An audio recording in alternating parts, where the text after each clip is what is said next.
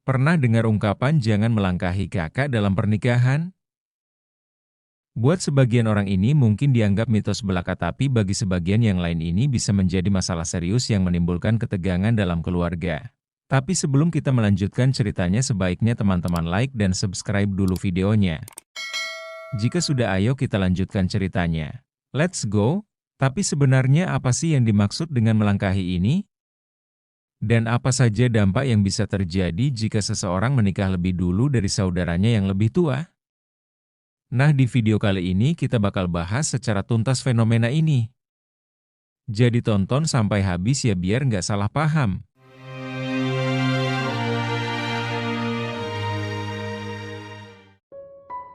Apa itu melangkahi saudara dalam pernikahan? Jadi apa sih maksud dari istilah melangkahi saudara? Ini biasanya terjadi ketika seorang adik menikah lebih dulu dibandingkan kakaknya. Di beberapa budaya, terutama di Indonesia, urutan pernikahan dianggap sebagai sesuatu yang sakral. Kakak yang belum menikah seharusnya lebih dulu melangsungkan pernikahan sebelum sang adik. Jika terbalik, banyak yang percaya bahwa ini bisa membawa ketidakseimbangan atau bahkan kesialan bagi kakak yang dilangkahi. Tapi apa ini cuma mitos belaka atau benar-benar punya dampak nyata di kehidupan keluarga? Mari kita telusuri lebih jauh. Asal mula tradisi melangkahi dalam budaya. Sebenarnya tradisi ini punya akar yang cukup kuat dalam budaya tradisional. Pada zaman dulu, posisi dan urutan dalam keluarga sangat penting. Anak tertua dianggap memiliki tanggung jawab lebih besar, dan ini termasuk dalam hal pernikahan. Jika adik lebih dulu menikah, ini dianggap melanggar norma yang ada sehingga bisa mempengaruhi posisi sosial sang kakak di mata masyarakat. Bukan cuma itu, ada juga kepercayaan bahwa jika seorang kakak dilangkahi, dia akan susah jodoh atau akan selalu tertinggal dalam hal-hal lain. Nah, dari sinilah muncul stigma yang akhirnya bisa membuat konflik dalam keluarga. Tapi apakah ini masih relevan di zaman sekarang? Realita modern ketika tradisi bertemu dengan kenyataan. Di era modern, banyak keluarga yang mulai meninggalkan tradisi ini. Mereka melihat bahwa pernikahan adalah soal kesiapan pribadi, bukan soal urutan. Tapi nyatanya tekanan dari keluarga besar dan masyarakat masih terasa. Ada perasaan gak enak dari si adik jika ingin melangkahi kakaknya meskipun secara finansial dan emosional dia sudah siap menikah. Sedangkan kakak yang belum menikah bisa merasa terpojok, merasa ditinggalkan, atau bahkan minder karena dianggap belum mampu menemukan pasangan.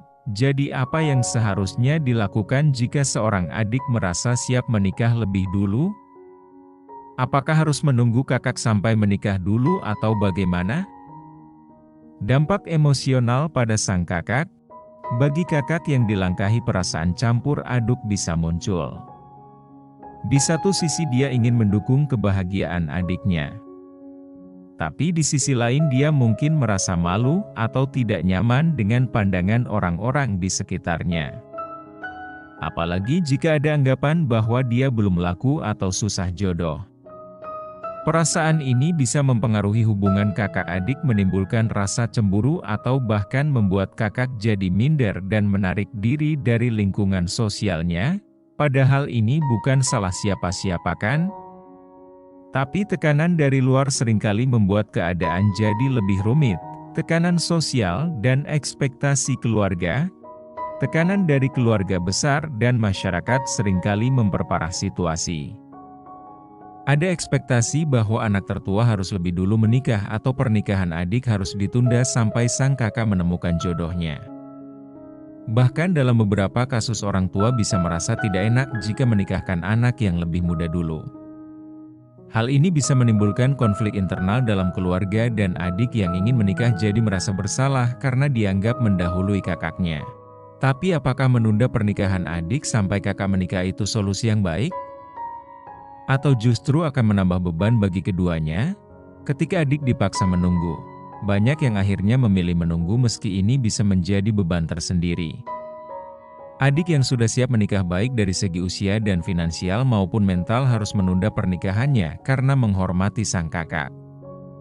Ini bisa menyebabkan stres dan frustrasi, bahkan menimbulkan konflik antara adik dan kakak. Karena bagaimanapun kesiapan menikah tidak bisa dipaksakan berdasarkan urutan kan? Jika menunda terlalu lama bisa jadi malah merusak peluang adik untuk menikah di usia yang ideal baginya. Jadi apa yang seharusnya dilakukan jika adik sudah siap tapi kakak masih belum menemukan jodoh? Solusi bijak untuk menghindari konflik. Solusi terbaik adalah komunikasi terbuka antara kakak dan adik. Sang adik harus dengan tulus meminta izin dan pengertian dari kakaknya, sementara kakak juga perlu memahami bahwa kesiapan menikah tidak bisa diukur dari urutan. Dalam hal ini, peran orang tua sangat penting untuk menciptakan suasana yang kondusif tanpa memihak salah satu pihak. Jika memang kakak merasa keberatan, perlu ada diskusi lebih lanjut untuk mencari solusi yang tidak merugikan kedua belah pihak. Dan ingat, keputusan untuk menikah seharusnya bukan soal siapa yang duluan, tapi soal siapa yang benar-benar siap untuk menjalani kehidupan berumah tangga. Ritual simbolis untuk menghormati kakak yang dilangkahi.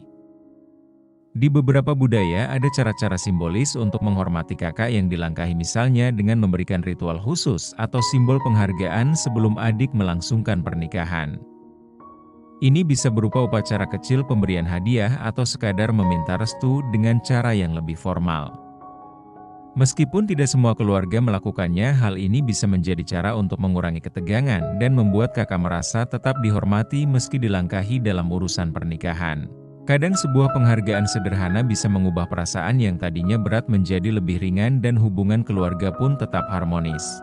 Fokus pada kebahagiaan bersama. Pada akhirnya yang paling penting adalah kebahagiaan bersama. Pernikahan seharusnya membawa kebahagiaan bagi seluruh keluarga, bukan malah jadi sumber konflik. Jika seorang adik memang lebih dulu siap untuk menikah, maka keluarga perlu memberikan dukungan penuh tanpa mengurangi rasa hormat kepada kakak. Sebaliknya, kakak juga harus berbesar hati dan melihat bahwa setiap orang punya jalan hidup yang berbeda. Tidak ada yang salah jika seorang adik lebih dulu menemukan pasangannya. Dan ingat, kebahagiaan tidak bisa diukur dari siapa yang duluan menikah, tapi dari bagaimana kita mendukung satu sama lain.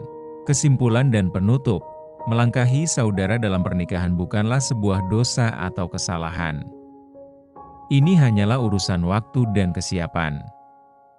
Yang terpenting adalah bagaimana kita menjaga hubungan baik dalam keluarga, menghormati perasaan satu sama lain, dan mendukung kebahagiaan bersama. Jangan sampai urusan-urutan pernikahan justru merusak keharmonisan keluarga yang sudah dibangun bertahun-tahun.